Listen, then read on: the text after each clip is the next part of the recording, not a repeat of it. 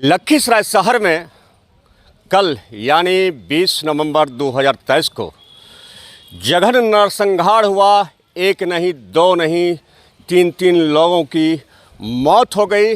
मौत करने वाला कोई और नहीं, एक सिरफिरा आशिक था जिसने इस घटना को अंजाम दिया था। उस आशिक का नाम है आशीष चौधरी और यह घटना लखीसराय शहर के पंजाबी मोहल्ला यानी वार्ड नंबर 15 में कल सुबह यानी तकरीबन 8 बजे के करीब घटी थी। इस घटना के बाद लखीसराय ही जिला नहीं, पूरा बिहार सहम उठा, थर्रा उठा। वो जो कातिल था, कातिल आशीष चौधरी कातिल ही नहीं, वो सातिर भी है। सातिर इसलिए है, उसका 15 पन्ने का पुलिस को एक डायरी लगी है। वो डायरी में क्या लिखा है मैं पहले अपने दर्शकों को बताता हूँ। थोड़ा सा अंश ये आप देख सकते हैं। ये कातिल का 15 पन्ने का डायरी है जो पुलिस के द्वारा मीडिया को उपलब्ध कराया गया है। और इस मामले में राजनीति भी सत्ता पक्ष और विपक्ष के बीच तेज हो गई है। बिहार विधानसभा में जो प्रतिपक्ष के नेता हैं विजय कुमार सिन्हा, गया पूर्व मंत्री प्रेम कुमार, सिकंदरा के विधायक प्रफुल्ल मांझी सहित कई लोग लखीसराय पहुँचे हैं और कुछ ही देर में मीडिया से रूबरू होंगे। वो अपनी बात रखेंगे। लगातार इस पर राजनीति भी हो रही सत्ता पक्ष और विपक्ष के बीच। लेकिन मारने के पहले कातिल ने जो डायरी लिखा है वो कुछ अंश मैं आपको पढ़ के सुनाता हूँ। वो डायरी है, इसकी मेन पॉइंट ये लिखता है, मैं पिछले 3 साल यानी 14/3/2021 से बहुत परेशानी में जी रहा हूँ। मन में कहता है और दिमाग कुछ और सोचता है। काफ़ी उलझन भरी ज़िंदगी जी रहा हूँ। आगे लिखता है कि 14/3/21 की रात 10 बजे कुछ ऐसा ही हादसा हुआ जो आज भूल नहीं पाया हूँ। और वो घटना हमें अंदर से इतना तोड़ दिया कि हमारी जीने की इच्छा ख़त्म हो गई। ऐसे समय में हमारी माँ की बहुत ज़रूरत थी, पर उनकी भी 5 महीना पहले देहांत हो गया।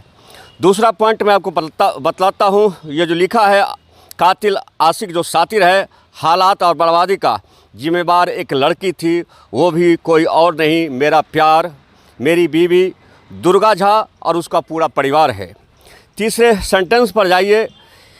वो लिखता है कि वो इंटरनेशनल ब्लैकमेल करती थी और जो कातिल और सातिर आशीष चौधरी था वो लिख रहा है मानसिक तनाव में वो जी रहे थे और उसे पटना के गोलंबर के पास गर्ल्स हॉस्टल में रखा, जहां बैंकिंग के क्लास में एडमिशन करा दिया और सारा खर्च मैं उठाने लगा। फिर वहीं उससे शादी भी किया। साथ ऐसे काम किए जो बताने में भी शर्म आता है। ऐसे कई पॉइंट हैं जो मैं बताना ज़रूरी नहीं समझता हूँ, लेकिन कुछ तथ्य और हैं जो मैं आपको बता देता हूँ। मेन जो पॉइंट है, लिखता है जर जोरू ज़मीन। जर यानी मेरी माँ हमें इस दुनिया से छोड़कर चली गई। दूसरा है जोरू, मेरी बीवी मेरी ज़िंदगी नरक बना दी। और ज़मीन, जोरू यानी बीवी के डिप्रेशन से मैंने ज़मीन बेच डाला। और अंत में जो उस डायरी में सातिर और कातिल आशीष चौधरी ने लिखा है, उसमें यह जिक्र है कि घटना के पहले श्री इंद्रनेश्वर महादेव मंदिर अशोक धाम में बाबा भोले की तकरीबन 30 मिनट तक पूजा अर्चना की। और उसमें लिखा है कि हमें अधर्म करने से रोक दीजिए, पर एक चांस दीजिए, और कुछ मांगा है वो मिल जाए। ये बला टल जाएगी, पर देवों के देव महादेव को ये पसंद नहीं, तब हमारी मृत्यु तय है। और तांडव भी, हर हर महादेव, जय श्री राम। ये कातिल का कुछ पॉइंट मैंने आपको सुनाया है। इस मामले में जो डीआईजी, आज मुंगेर के डीआईजी हैं, उन्होंने प्रेस कॉन्फ्रेंस कर मीडिया को जानकारी दी है, वो भी मैं आपको सुनाऊंगा। लेकिन मैं अपने दर्शकों को पहले बता दूं कि इस घटना में एक ही परिवार के 6 लोगों को अंधाधुंध फायरिंग की गई थी, जो कहीं से भी न्यायोचित नहीं था। ये जघन्य अपराध था, ये नरसंहार था। और लखीसराय शहर में नरसंहार यूँ कहें तो पहली बार घटी है। और इस अंधाधुंध फायरिंग में एक ही परिवार के 3 लोगों की मौत हो गई। 2 की मौत तो कल ही ऑन स्पॉट हो गया था, जिसका नाम था, ये शशि भूषण झा के पुत्र थे राजनंदन झा और चंदन झा, जिसकी मौत घटनास्थल पर हो गई थी। और उनकी जो बेटी थी, शशि भूषण झा की बेटी दुर्गा झा, जो कातिल का लवर था, बीवी बताया जाता है, उसका पटना में इलाज के दौरान मौत हो गई। इस घटना के बाद सियासत भी तेज़ है, माहौल भी काफ़ी गर्म है और अभी हाई वोल्टेज ड्रामा चलते रहेगा। इस मामले में जो डीआईजी हैं मुंगेर के, वो क्या कर रहे हैं, सुनिए। का जो बैकग्राउंड है वो ये है कि इन दोनों के बीच, आशीष चौधरी और दुर्गा झा के बीच काफ़ी पहले से प्रेम संबंध था और इन लोगों ने शादी भी कर ली थी। कहीं न कहीं उनके परिवार की दोनों की रजामंदी भी थी। जो फोटोग्राफ्स आप देख रहे हैं, इसमें लड़के के परिवार वाले भी हैं और लड़की के परिवार वाले भी हैं, लेकिन किसी कारण से फिर अनबन हुआ इन दोनों में, जिसके फलस्वरूप ये घटना घटी है। और उनके घर से, घटनास्थल के पास से एक नोटबुक प्राप्त हुआ है।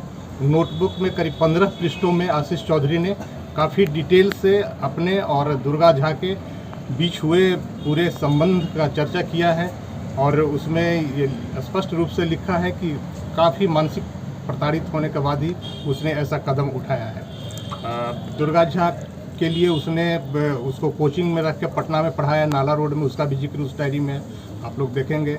और हॉस्टल में, गर्ल्स हॉस्टल में रख के कोचिंग करवाया बैंकिंग के लिए।